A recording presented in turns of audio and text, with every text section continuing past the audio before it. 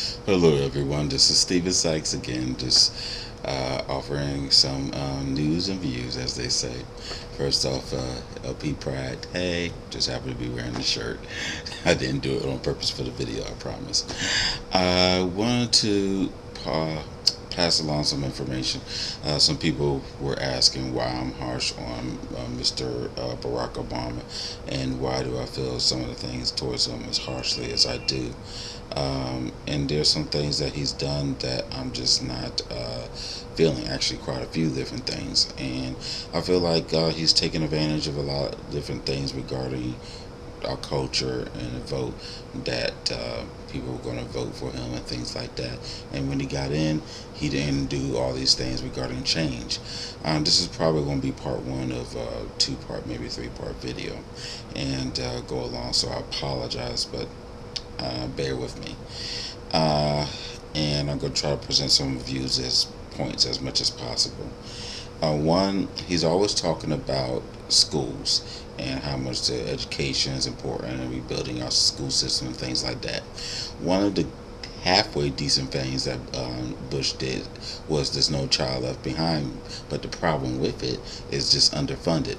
You see these grassroots programs with other schools such as in New York or Chicago or what have you, where they have these after school programs, extra learning classes, sometimes the students are being paid, whatever the case may be, enrichment type stuff that you can go towards credits or just keeping kids active besides sports.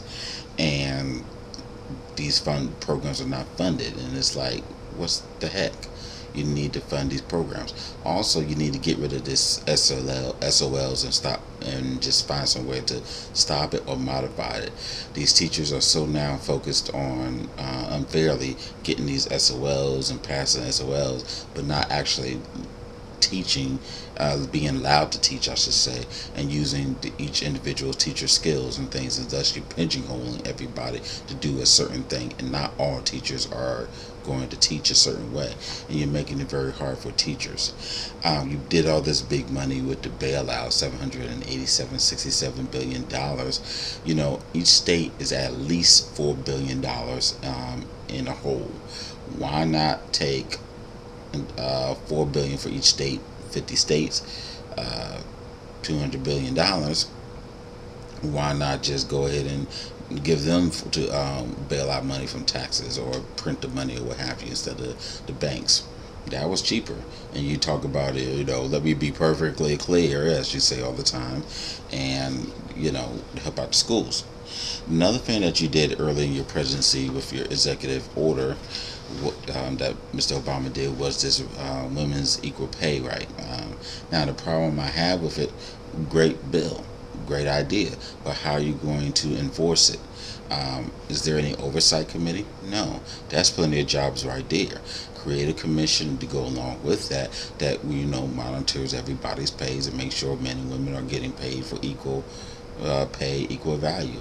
It's not like they're going to be really inclined to say, hey, yeah, let me report you all your information, and you say, well, we had the EEOC and things like that, but we all know how the process goes. I've worked at the EEOC, and in some cases it's right, in some cases not. It's just the process is slow.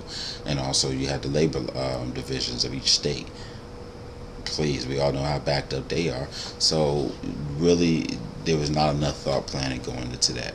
This healthcare fiasco, and that could be a big thing to explain. But basically, my thing is this: everybody needs to have health care. Give us the same thing that the senators and congressmen and the people in office have, or rise us, bring our health care system up to their level, one or the other. Everybody should have health care. But now I don't agree with this thing that you're going to penalize people, because some people just, for whatever reason, don't want it. That's on them. But the issue is, you want everybody to have health care, but you want to penalize it if we can't afford it. And you say, oh, we're going to be subsidized somehow. Really? Are you really going to do that? That just makes no sense. And then I can see it now. It's bad enough if you don't pay some court bill or whatever. You want to take your license, throw it in jail. Oh, so what are you in jail for? Child support? No. Did you hurt somebody? No. I didn't pay my health care bill, so I went to court. I had bills and rent or whatever, food, and now I'm in jail, or they suspended my license. Driving on suspended license because of healthcare. Please, I can see it coming. This whole thing with credit card fiasco. This is really different, and really stupid. Oh, also, I'm sorry. Let me show you this. Anybody who has asthma, deal with anybody with asthma. You see this right here? An inhaler. Now, the regular albuterol Ventolin inhaler. Now, before there used to be bigger, the normal size everybody knows was this big. And depending where it is, $25, $50, whatever. But now they charge you the same price for half the price.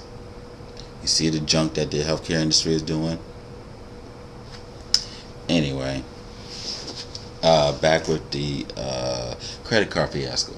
You went through this big deal with Congress to do these credit card things, but you waited too long to get it enacted. And now, between then, July, August until February and January, they came out new trickery ways and just nasty ways going about charging people, raising rates, putting restrictions. So they just forcing you to have a debt. If you don't have a credit card or credit, you're in trouble because you have to have credit to do anything these days. But if you don't spend enough money, they get after you. If you don't do enough payments, they're going to try to cut off the days. All this different stuff and the penalties. Why? You should have a government commission to oversight these credit card companies to approve these rules before it's passed on to the government. To the customers. Ding, ding, ding, ding. So now these new rules that they come up really don't mean a hill of beans to them. Pass them. They don't care because now they find other ways to charge people. This stupid Cash for Clunkers program. All that did, be perfectly honest. Now, did some people use it properly? Yes, but most people didn't. Being greedy and foolish, to be honest with you. People with SUVs got same SUVs that got a few gallons more, and really everybody need to get off the SUV kick anyway, unless you have some really valid reason. I mean, not valid. Not saying you want to keep up on the road to look good with everybody else, or you're scared somebody gonna run you over, whatever. Unless you're in the middle of the mountains, you're driving in the snow, whatever. There's quite a few good valid reasons, but still, this Cash for Clunkers, you didn't set a good mandate. Not no 2 and 4 mile different. Really, if you had an SUV, you're not going to get a discount unless you get something at least 29, 30 miles a gallon. If you already had a car that's like 25 and above, unless you buy a car that's like 33 miles and above. But no, you just made more money for other countries at the time. Again, with these bailouts, you did all these bailouts and you just say save all these other companies. I'm trying to think of the company, Lehman Brothers. You didn't want to help them out, and then when they went down, everything else went down. And so you give all these bailouts, but you didn't put enough restrictions on when they give it back and all this other stuff. Some gave their money back and everything, but please. And then you saw systematically all these banks every single day for a good while. Banks after banks after banks were just falling by the wayside. And you're putting people out of business.